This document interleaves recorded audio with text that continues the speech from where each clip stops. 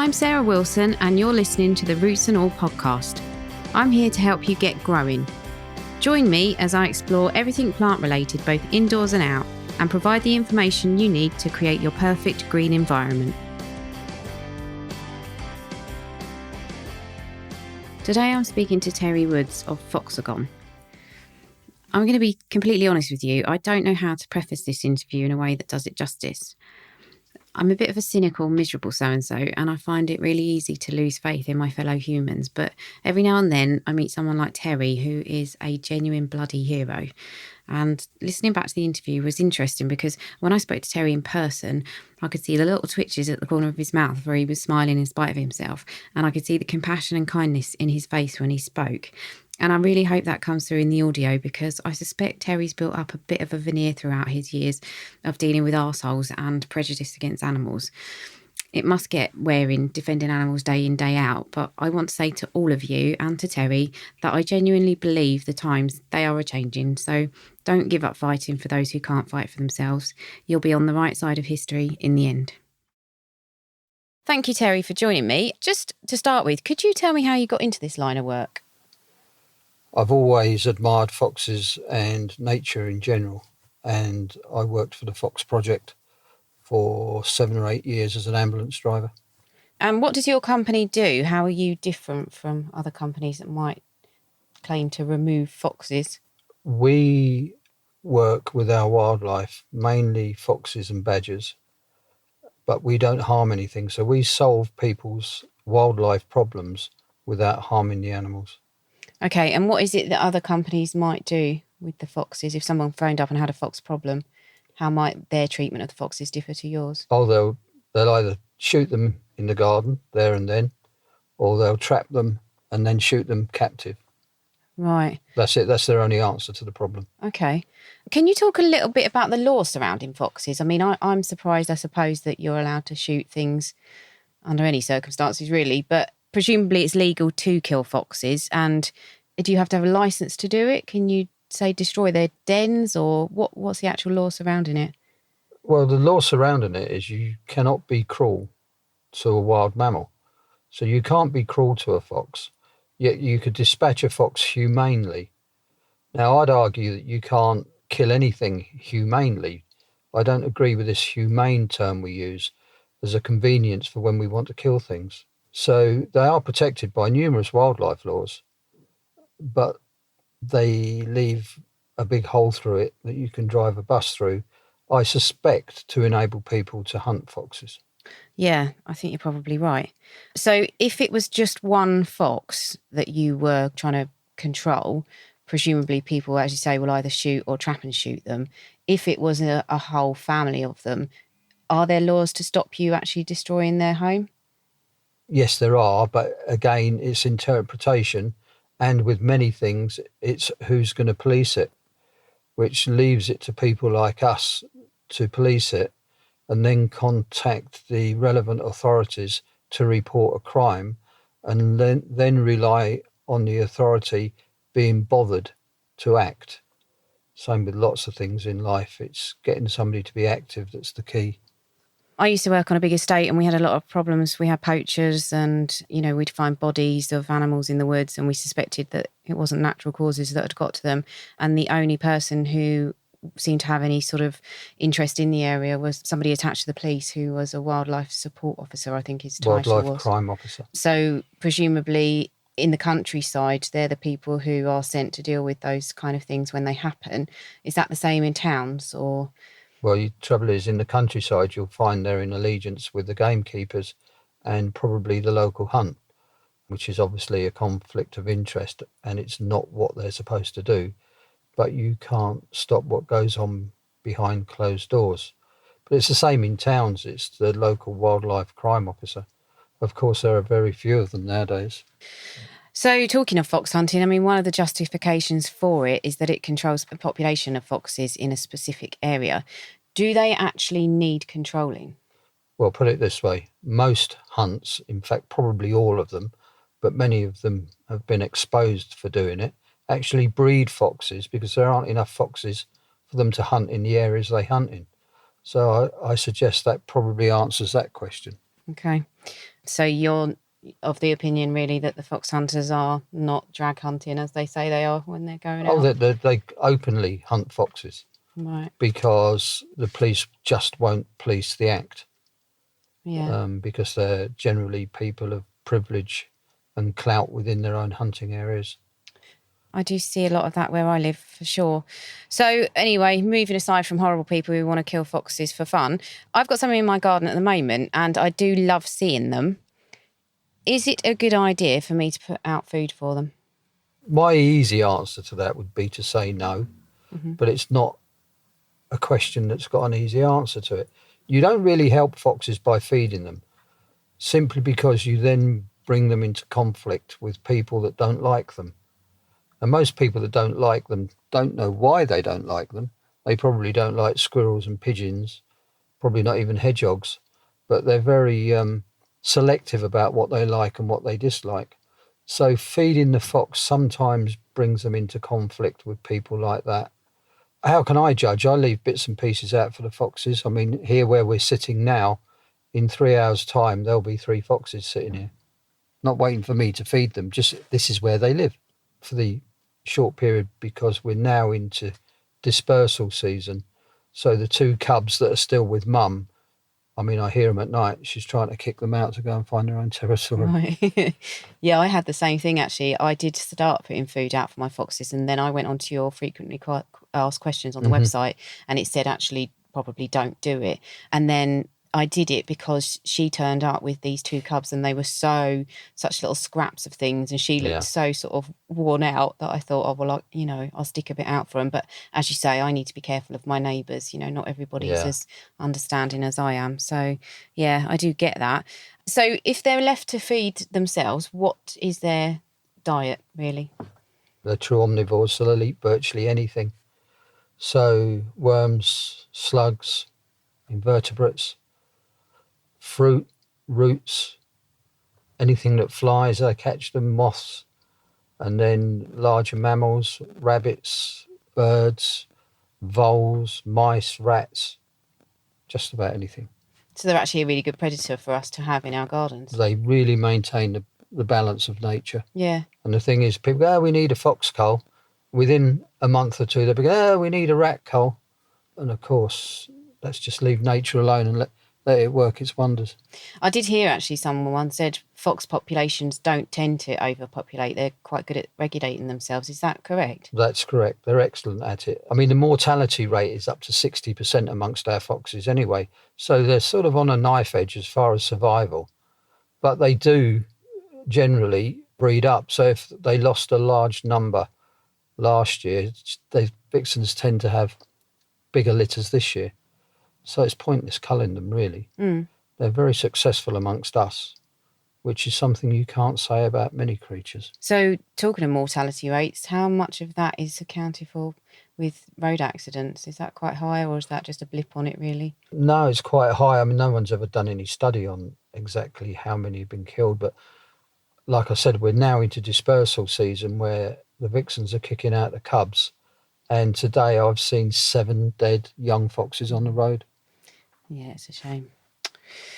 Talking of what they eat, I notice mine eat bird food. They're quite good at scrabbling around under my bird feeder. And also a talk that I went to recently said that they will go, if you're using animal-based products in your garden, such as bloodfish and bone, they'll be more likely to come in and start digging if that's around. Have you come across that? It does happen. I think you'll find that's more in a rural, semi-rural situation rather than an urban situation. Urban foxes have got so much to eat, they really not into digging for scraps. What's more likely where people say that is where they've got an abundance of food and they're hoarding it. So they're digging in your pots and hiding an egg, or digging in your pots and hiding a chicken wing. Oh, right. It does happen, but there's more than one reason Right. for foxes digging in your garden. Well, I mean, in my garden, the area where they enter the garden is along sort of one side of the fence. And the plants that I've planted in that area, they've come along and a lot of them they've uprooted. And I think probably that was the cubs. They do dig up plants, I suppose. Is that, well, newly planted They're having plants? fun. They're just having fun. I thought they might be, yeah. Cubs just love to have fun. Yeah, I guessed as much. In fact, my partner got a football and put it out there for him because he thought, it Yeah. might give him some entertainment. But Slippers and gloves and things. And slippers and gloves, that's good distraction tactics. yeah, you can watch them throwing them around. Brilliant. All right. Actually, on that subject, are there any cameras that you've used or you recommend for people if they do want to watch their foxes? Well, you use wildlife trap camera. I mean, there are a multitude now made in China.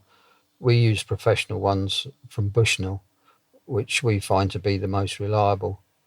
The others can be less reliable. And of course, we need something to be totally reliable. Mm. And even then, they're not totally reliable, but we find they're more predictable. Yeah. But you can buy them for £100 on the internet.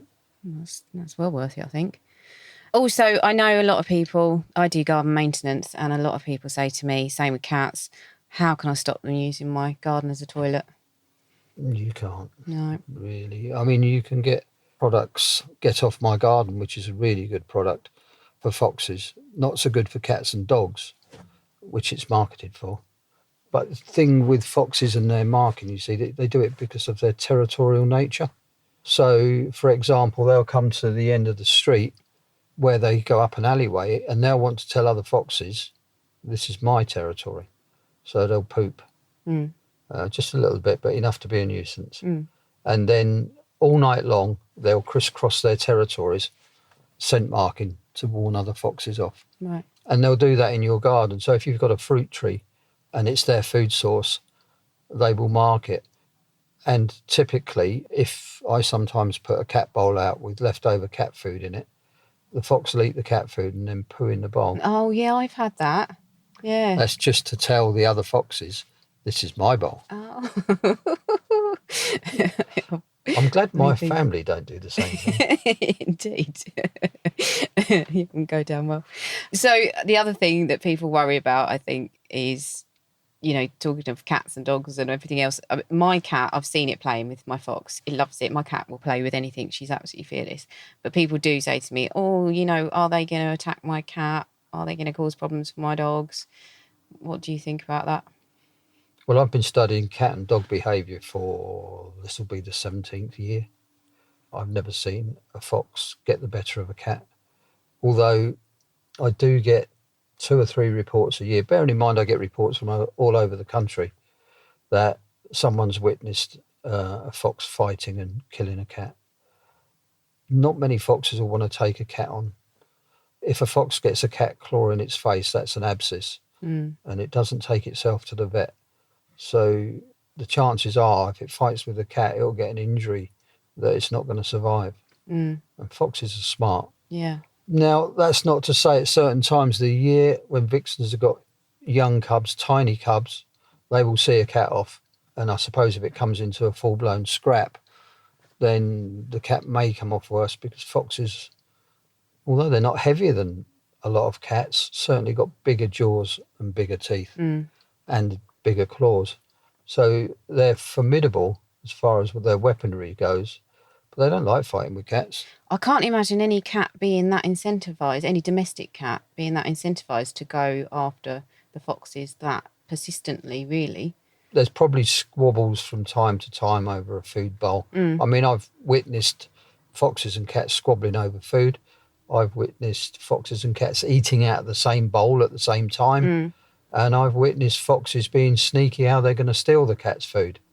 The whole gambit of what could happen. I think I've probably witnessed it. I've got 9 cats at the moment. They live with the foxes, and I'm not in the slightest bit worried about them interacting. No, I'm not either. It doesn't bother me, but I know it is a concern for people. I'd be upset if they did have an interaction. Obviously, one of my cats was killed by a fox, but it hasn't happened in 17 years. No. And that's probably 30 different foxes and nearly 30 different cats. As you say, I suppose it's the first time for everything, but it's not going to be a common problem. Are they a danger to me or my children? Or Generally, no. No.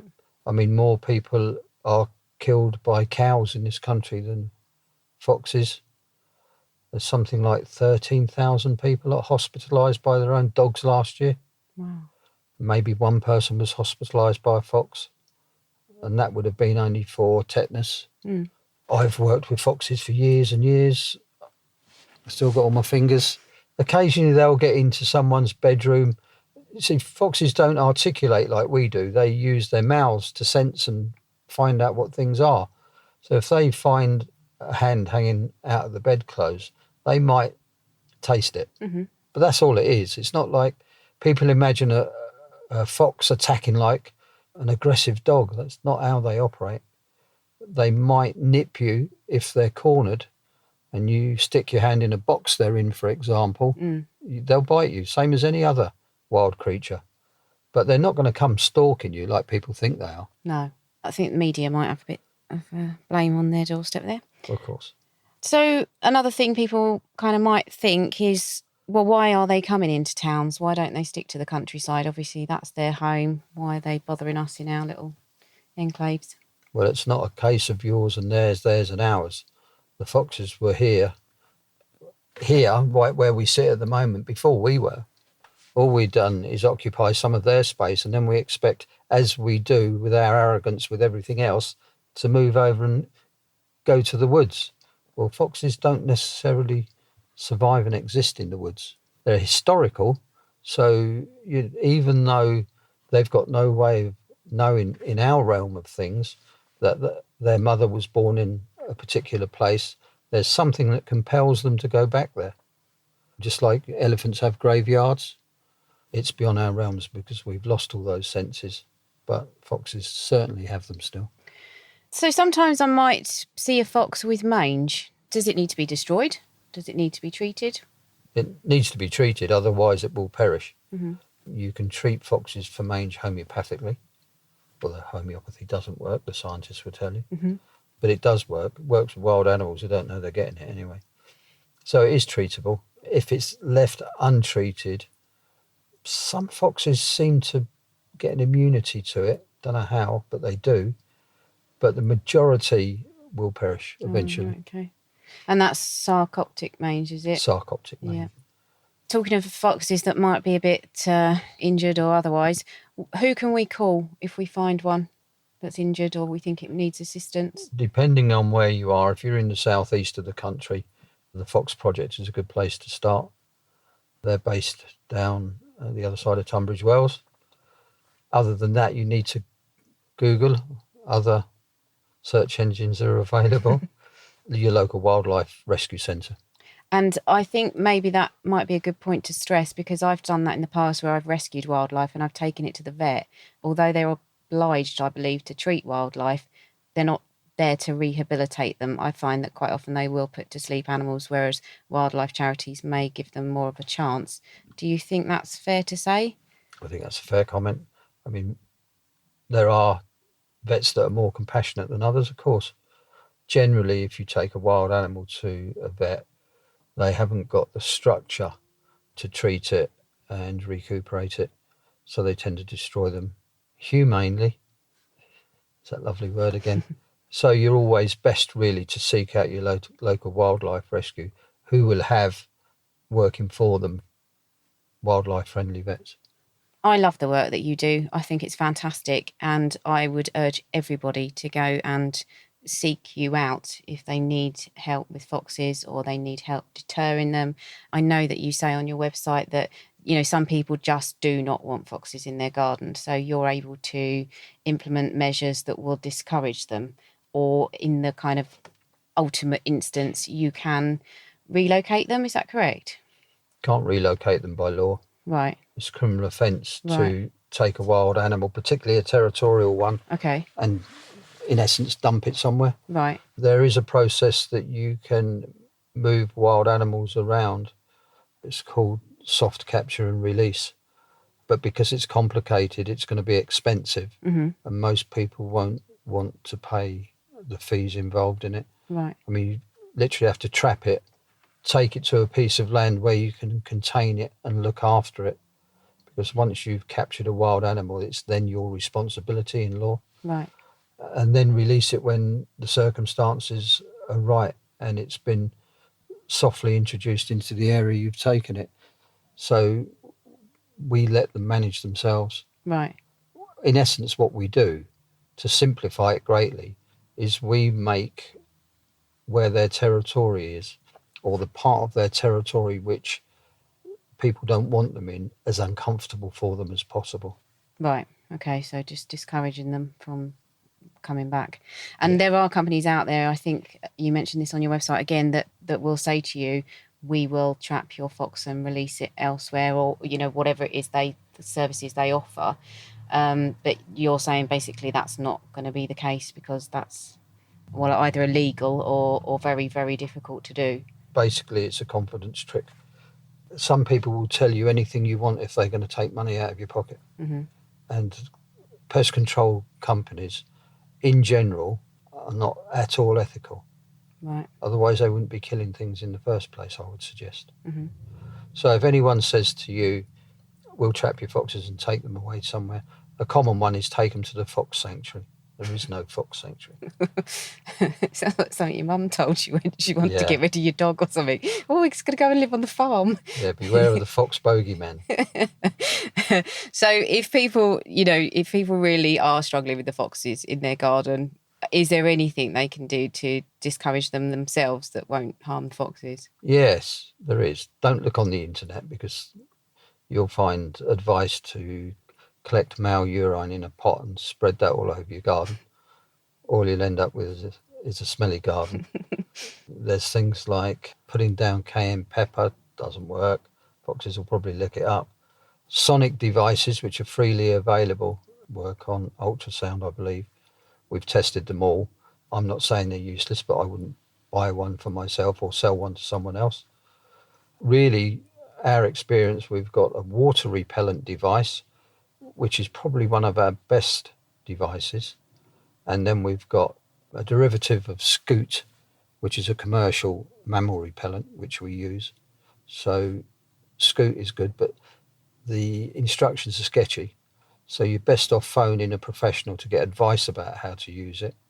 And then you've got to Get Off My Garden, which is one that can stop them peeing and pooing. So I think the only place people should go on the internet is your website. So can you let people know how they can contact you? Yeah, they just go to www.Fox-A-Gon, that's fox-a-gon.co.uk.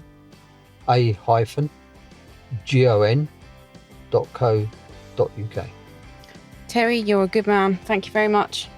My pleasure. Just a final thought from me.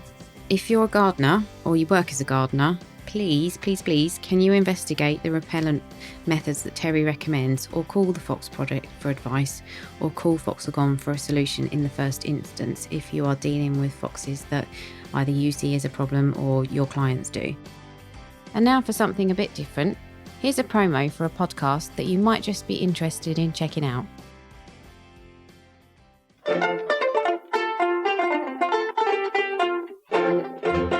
Hello, my name is Jane Perrone and I'm the host of a podcast called On the Ledge. If you've ever wondered where you've gone wrong with that spider plant that's turning yellow, or despaired over your dead Venus flytrap, then this is where my podcast comes in, because On the Ledge is all about houseplants, indoor gardening, how you can keep your plants alive inside. I've been obsessed with houseplants since I was a little kid, but there's still loads for me to learn. So come along and learn with me. I talk to the experts, help to answer your houseplant problems, and struggle over Latin names. On the Ledge is available on all good pod apps, and you can check out my website at janeperrone.com.